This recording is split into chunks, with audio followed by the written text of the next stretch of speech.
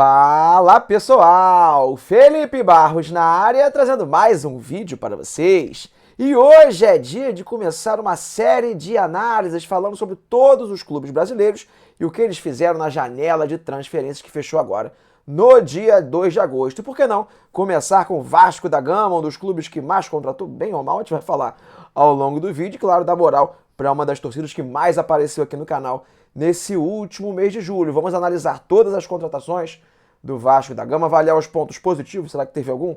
Negativos da janela e tentar sugerir algumas boas opções agora que estão livres no mercado de acordo com as carências do elenco. Mas não sem antes lembrar que é muito importante se inscrever aqui na FBTV, deixar o likezinho no vídeo, ativar o sininho para receber as notificações, compartilhar o nosso conteúdo e, claro, conhecer e se cadastrar na Bet Nacional, casa de apostas da FBTV. Galera, na Bet Nacional, além de você encontrar as melhores cotações do mercado, saques e depósitos são instantâneos, olha que beleza.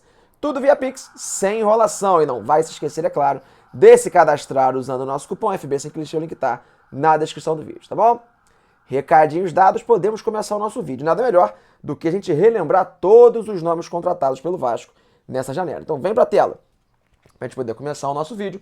Todas as contratações feitas por Paulo Brax e seus Blue Caps ao longo da janela de meio de ano. Só estou considerando, pessoal, os jogadores que chegaram para atuar a partir da abertura da segunda janela de 2023, tá bom?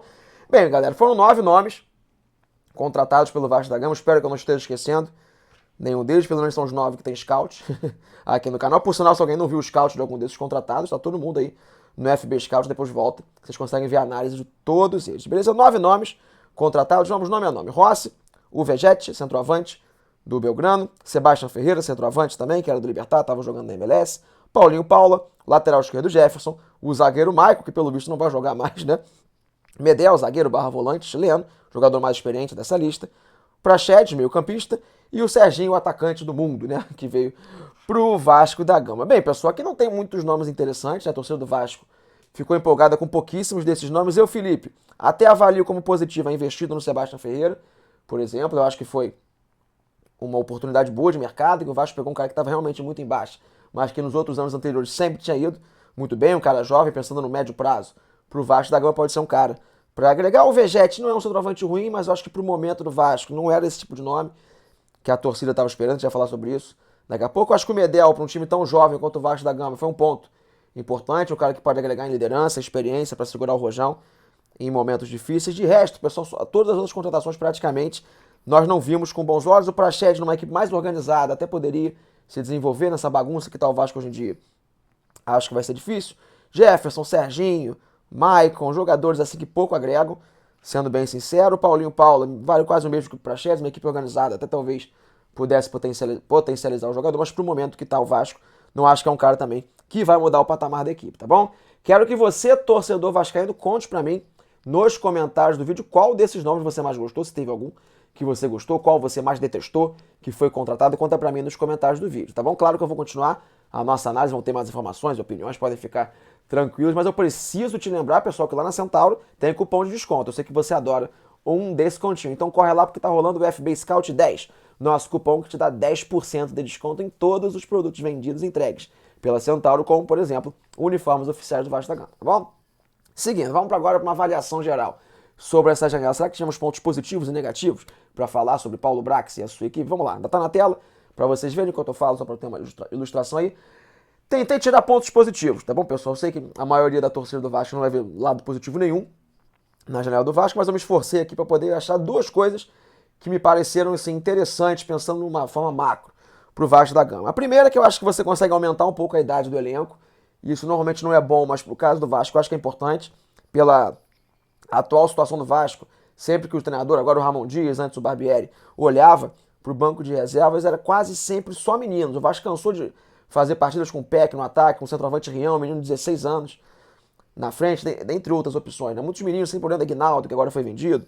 Sempre que você olhava para fazer a montagem do elenco, para substituir durante uma partida, quase sempre tinha que se recorrer a jogadores muito jovens, que até têm a sua qualidade, mas nesse processo que está o Vasco da Gama realmente ficava muito complicado. Acho que a chegada de nomes como o Medel, como o Vegete, o Rossi, por mais que alguns não tenham uma qualidade tão avançada assim, são jogadores mais experientes, mais cascudos, que eu acho que podem lidar melhor com essa situação, você dá uma encorpada no elenco, você ganha mais opções e precisa depender menos de garotos, tá bom? Não tô falando que foi perfeita a janela, nada disso, mas é um ponto positivo. Acho que no momento de vai ou racha, o fator experiência pode acabar ajudando o Vasco lá na frente, principalmente se chegarem outras boas opções. Outro ponto positivo, mas ele vai acabar virando negativo, tá bom? Que o Vasco, pensando agora mais com a cabeça da 777, né?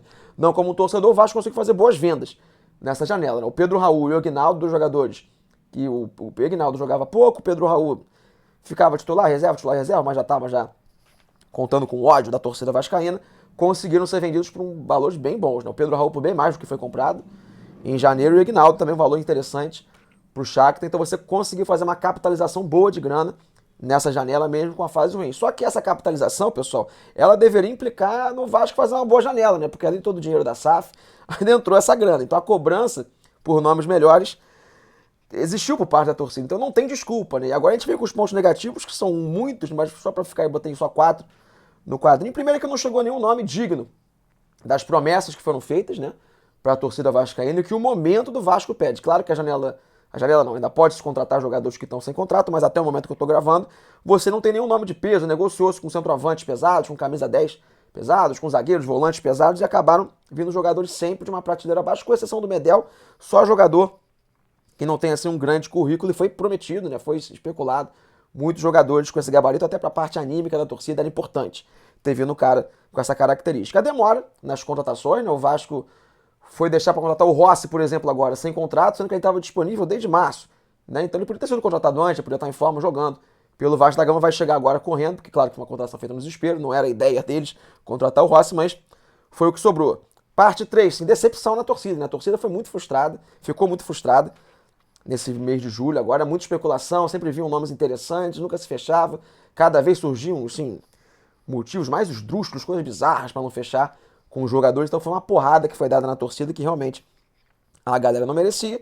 E o quarto ponto, ele é meio que um geral de tudo, né? Um reflexo, principalmente, do ponto 1, é o nível do time não subiu. Você até subiu um pouco o nível do elenco, como eu falei, principalmente com opções mais experientes, mas o time titular do Vasco mesmo, ele não tá sendo um outro patamar. Claro, os caras que chegaram podem encaixar de uma maneira bizarra, o Rossi pode jogar como nunca jogou, o Vegetti pode jogar na Série A o que jogava na Série B da Argentina, o Michael virar um grande pitbull, aí você vai falar que o nível do time subiu. Mas vendo hoje no papel, você não vê, se o Vasco estava numa nota nível 5, vamos botar assim, sendo bem legal, pulou para 5,5 no máximo. Subiu muito pouco o nível do time e a necessidade do Vasco nesse momento era uma subida exponencial no nível do time, tinha orçamento para isso e infelizmente para a galera vascaína não foi feito, tá bom?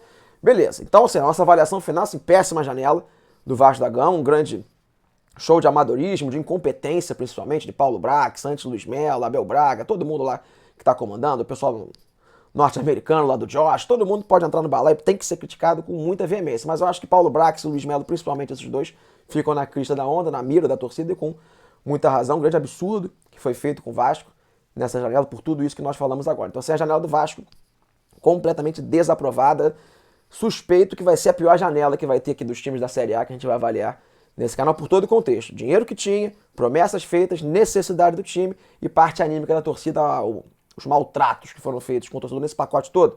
Eu acho que vai ser a pior janela entre os clubes da Série A. Beleza, isso tudo posto. E aí? O que dá pra fazer ainda pra melhorar? Lembrando que todos os times da Série A e B ainda podem contratar jogadores que ficaram sem contrato até o dia 2 de agosto de 2023. Pensando nas carências do elenco, dá pra tentar salvar um pouco essa janela. Vem pra tela pra gente poder ver. Separei, pessoal, 8 nomes. Aqui não pensei em todo mundo, não, tá? Tentei pensar mais ou menos nas posições carentes que o Vasco ainda precisa, que ainda é possível contratar, e 8 nomes que você tem no mercado aí. Alguns são bem difíceis de serem contratados, mas tá aí pra galera saber que opções ainda existem. Por exemplo, fala-se muito que o Vasco é um zagueiro pra jogar pelo lado direito, que não queria um gringo, né? Não sei como é que vão arrumar um zagueiro brasileiro. O único zagueiro brasileiro que tem um nível minimamente ok, livre no mercado, é o zagueiro Naldo, que jogou pelo Cruzeiro, pelo Grêmio, fez carreira no futebol espanhol, estava jogando no mundo árabe e pode ser uma opção, zagueiro de 34 anos de idade. Outra posição que eu acho que o Vasco precisa de um jogador mais para ser reserva do que para ser titular ou dar uma outra opção. Não tem muito cara com esse perfil, mas eu separei o Thiago Casasola, que é um argentino-italiano, né? Ítalo-argentino, que estava jogando na segunda divisão da Itália, e o Wilson Manafá, português, que é um lateral muito bom. Do Porto é um cara muito mais ofensivo do que defensivo, não sei se o Ramon Dias vai querer, mas tá aí um cara mais experiente. Pensando no tal camisa 10 que o Vasco da Gama quer. Você tem o Alan Sonhora, que estava jogando no Juárez do México, tá livre no mercado, quase foi jogar no Santos. É um jogador bem característico de articulação do jogo, poderia ser uma opção, acho que cabe no orçamento. Do Vasco ele quase foi pro Santos, tem como o Vasco contratar. Rubem Bota, jogador que fez carreira na Europa, se destacou muito pelo Tigre da Argentina, 33 anos de idade, é um cara mais caro aqui, eu acho que é mais difícil de trazer, mas tá aí a opção. E o Oscar Romero, que eu acho que não é o 10 que o Vasco precisa, mas talvez seja o 10 que caiba no orçamento e principalmente na competência dos caras que lá estão para poder contratar jogador, ainda mais nesse momento. Talvez o Oscar Romero seja assim, não tem tu, vai tu mesmo, né? Mais ou menos como fizeram com o Rossi. Pode ser o caso do Oscar Romero. No ataque tem o Luciano Vieto, que a torcida está pedindo enlouquecidamente, seria um grande reforço pro Vasco da Gama. E pensando num camisa 9 de peso, né? Eu acho que o Vasco não vai trazer mais camisa 9, mas a torcida, como queria um cara mais de peso. Tem o Odion Igalô, jogador que trabalhou com o Ramon Dias agora no Al-Hilal, foi artilheiro da equipe na última temporada. Acredito que seja muito caro, mas poderia ser uma opção, na minha visão, por exemplo, muito melhor do que o Diego Costa, é o cara que estava sendo especulado, tá bom? Voltando para mim, pessoal, reta final do nosso vídeo. Quero que você me conte quais desses nomes aí que eu indiquei você gostou. Quero que vocês me contem se vocês gostaram desse quadro, torcedores do Vasco, se concordaram, discordaram das minhas avaliações. Contem o que vocês acharam também da janela do Vasco. Se tiverem torcedores de outros times aqui, falem nos comentários quais vocês querem que eu analise. A janela tem muito tempo aí pra gente poder analisar todos os times do futebol brasileiro, tá bom? Fechei a tampa do nosso vídeo, espero que vocês tenham gostado. Um grande abraço a todos e não esqueça de ativar o sininho porque vem muito mais vídeos e scouts por aí. Valeu!